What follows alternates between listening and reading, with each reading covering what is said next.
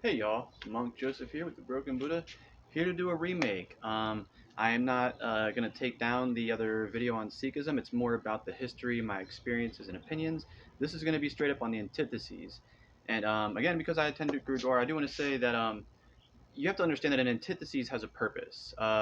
One, it will stop people from having their faith shaken when they encounter these things, and two, it's encouraged me to educate people on the religions and the cores themselves.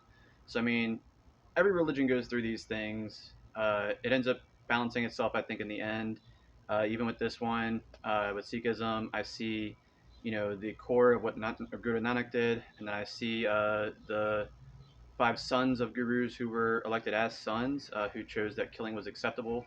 And then I see the balance that it created with being ready to defend others and the 5Ks. But let's just get right into it. And if you ever want to know about my experience, the other video will be titled Sikhism, the history, my experiences, and something else I don't know. But this will be the actual Antithesis series video. So Guru Nanak was their first guru and the founder of the religion. He was a verified enlightened being by like five of the main core religions back then, or saint or enlightened being, of those various religions at the time. And then he appointed a non-familial member, which that ended up getting carried on. There are 10 gurus, so there were five non-familial appointed members and five familial or son appointed members. And the five non-familial appointed gurus uh, all had like very strong, compassionate, peaceful contributions. Um, and then the five sons who were appointed, except for Guru Harikrishnan, he was not violent, and but still suffered greatly. So, but the other four totally decided that murdering was okay, and this is the antithesis that I'm talking about, and stuff like that, right? So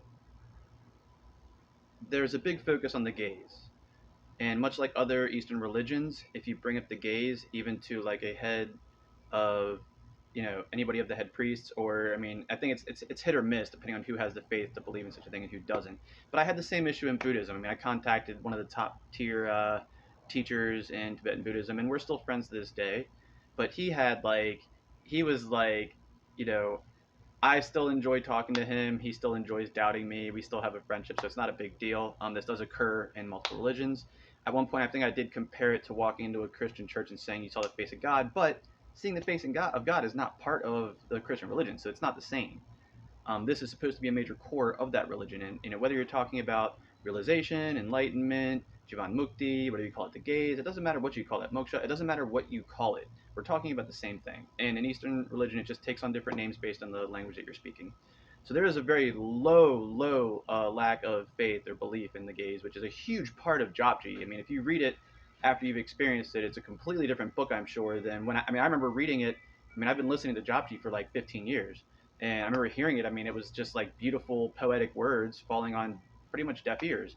But now I hear a completely different song. I read a completely different scripture than I used to 15 years ago. And that's a major part of developing your religion and your spirituality, in my opinion. Um, and then going from there, it didn't seem that that Guru Nanak went around debating. He kind of just went around and discussed things to verify his understanding of a wonderful teacher oneness that is what most understand as God. And if you ever get a chance, I highly encourage reading Japji. I highly encourage listening to Japji in English. It's an amazing monotheistic uh, scripture and poetry, poetic scripture, however you want to see it.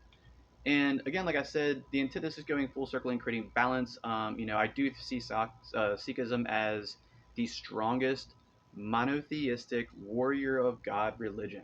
So that's what I mean by these antitheses go full circle. And it's just a very heart wrenching thing that the series of gurus and the religion itself went through to get there. And it's just that it's so new that we get to see it all, in opposed, to something like, Christianity. You think Christianity wanted the crusade? You think Yeshua wanted the crusades to happen, where like millions of people? I mean, look up how many people have been murdered for Christianity. It's like millions, and that's an antithesis, from what the sage started. But again, there are some groups that practice a more pure version of that these days.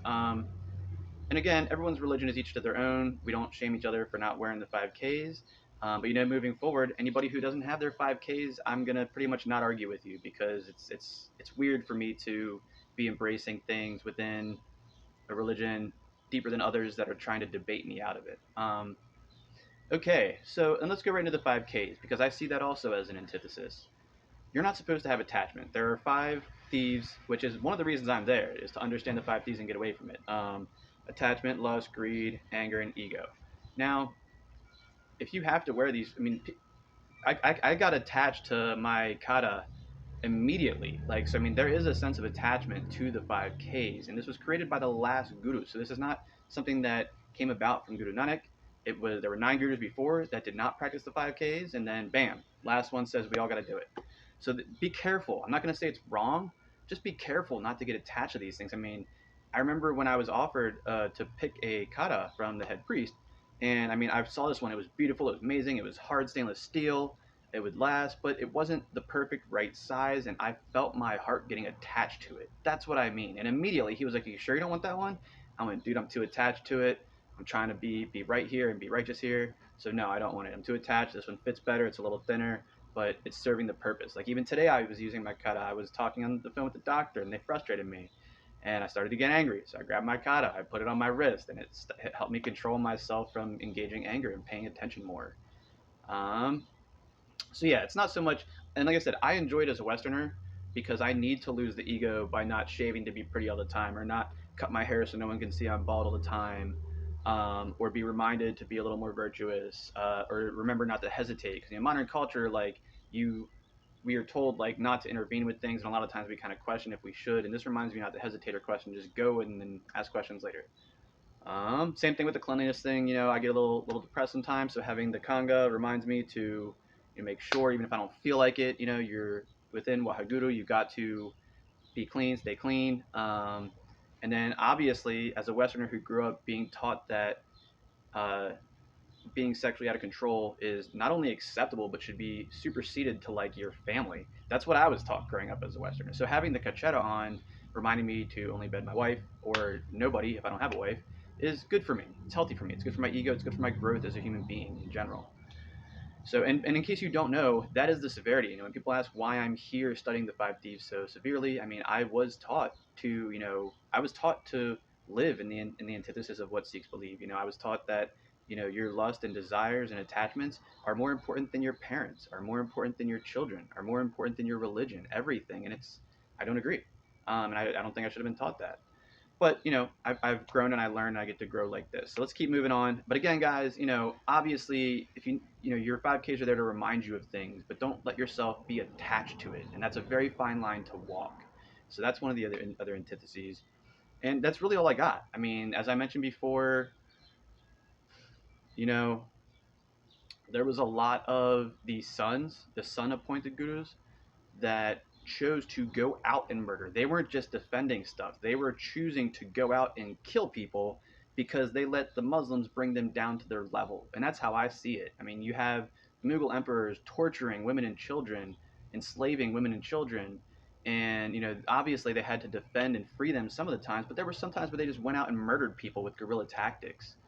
And it created a lot of divisions within Sikhism, especially when you have like the Khalsina transition to the Nihang warriors, transition to the Khalsa, and now you have all these warriors attached to these ways and rituals and theories. And if there's one thing I've learned studying Sikhism, nobody hates Sikhi more than other Sikhi, right? And if you study the history, you'll see what I mean. There's nobody. I mean, some of these divisions, like they do have some respect, but I mean, they tried to get rid of, the Dasam Grand, and the Nahang are, I believe, the only reason why they still have it in its full entirety. I mean, so you take the 5Ks from Guru Gobind Singh and say everyone has to do this, but then you take the book he wrote and goes, nobody should have this. So everyone is kind of like creating their own antithesis by picking and choosing what's good and what's bad. And you're supposed to accept all of Waheguru, not just what you like or what you think is good. You're not supposed to have those attachments, and you're not supposed to get angry when you see the divisions. What else? I think that's all I'm going to cover for those. It's an ego thing, and that's the other thing. I came here to break down my ego, and all of these divisions within Sikhism are based in ego, and you got to drop that. Just accept the will. And Just like when the gurus who decided to go out and attack and murder people were supposed to be accepting the will and just wait. It's okay to defend yourself. That's what the Kirpan teaches us. It's okay to defend yourself, but you should not be going out and hunting people. So any modern Sikh who thinks it's okay to go out and hunt people now or then, I don't want to go as far as to say you're wrong, but that's how most people are going to perceive it. Again, guys, keep in mind I made this video for the development and building of my strength, because reading and understanding these things the day that I decided to finally study for many hours on my own kind of started to break me down, and I was like, no, because the antithesis brought me to making the videos to educate people. It brought me to seeing how things go full circle in a religion and create balance. Um, and it's teaching me slowly how to stand up for myself, not only as a man and a human being, but as a Sikhi, right? I mean, I had multiple people disrespect me in Langar a few times, which is like borderline forbidden. I mean, we're all sitting on the floor to be equals, and I got people dropping all kinds of anger and greed on me based on, or anger and ego on me based on their attachment, and that should have never happened. You should have. I mean, in my opinion, you should have just got up and walked out of temple and been like, maybe I'm not Sikhi, because that was just wrong. And this is what I'm trying to bring to temple, to Gurudwara, is not only my development of the five virtues, ridding myself of the five thieves, but being able to bring a purity from my heart, from my truth of what I experienced with Waheguru.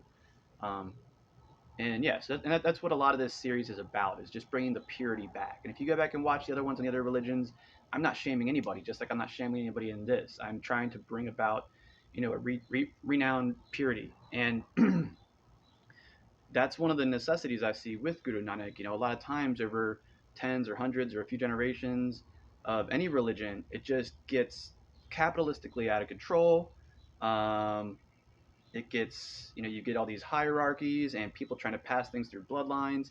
And, thankfully we had someone like Guru Nanak pop up who was like, guys, you're really all forgetting about the oneness. We need to focus on the oneness. So, I mean, thank Waheguru for Guru Nanak Dev. And, I am very grateful for my experiences. I will say to Baba Jarnal Singh Ji, thank you so much for accepting me in the Gurudwara. And I plan to stay as long as you guys will let me stay. I hope this video is not too controversial, but I don't think that these things should be hidden. They should be discussed. Not only discussed and opinionated upon, but they should be seen as the full circle that they took us in. Starting from Guru Nanak to this part of the circle, to that part of the circle, to that part of the circle, back to the purity of Guru Nanak's heart. So yeah, so I don't really have much else to say. I don't think Guru Nanak would have been down for all the hunting and murdering human beings and allowing ourselves to be brought down to the level of the Mughal Muslim emperors and kings. And I don't think that I very much stand by the 5Ks, but I do not stand by attachment. So that's a very, very fine line to walk. Um, and yeah, I think that I hope one day it's like, it seems that things have kind of balanced out. But I mean, from what I've looked up, over in Pakistan and India, it's still very, the people are all staying in their groups separated. I mean, they come together for some of the holidays, but, everything is still very separated and very sect and caste oriented based on what time, it's all like, so everyone else is allowed to separate who they embrace the most, what era they embrace the most. Well, I embrace the Guru Nanak Dev time period of Sikhism and the following and all the compassionate, unfamilial, chosen gurus. And I stand by the full circle that the familial sons that got chosen as gurus brought to us eventually for modern times, to be able to be ready for this era of like desire and lust, attachment chasing, ego chasing. I mean, there's nothing more important to almost all cultures, but especially in Western culture, than ego. So, it is needed. I do see the full circle, but at the same time, there is antitheses. I don't expect anybody else to like this or discuss it. Obviously, if anybody ever wanted to, I'd be open to a discussion. But I will tell you guys right now, I'm not letting anybody disrespect me in Langir again. That's never going to happen. And if you're not wearing your 5Ks, I'm pretty much not going to argue with you. The same way that, who was it? I don't want to mess this up. When the third guru created Langir and was like, if you don't have Langir, you can't talk to me. If you don't have your 5Ks on, I am not going to let you debate with me. Yeah. Which again, it's odd coming out of a Guru Nanak era appreciative, but and having the 5Ks. But as I've made it very clear, I need the 5Ks right now to help myself grow spiritually and head towards the oneness, towards that Ankara. So that's it. So I'm going to go ahead and end on our. I should have greeted us this way, but since it was more of a this is more of a for everybody kind of video, I will only end this way, saying it in both Punjabi and in English. Wahaguru Jigakasa, Wahaguru Jigipate. The warriors of God's army belong to the wonderful teacher. All victory belongs to the wonderful teacher. Thank you for stopping by the Broken Buddha. Peace and blessings.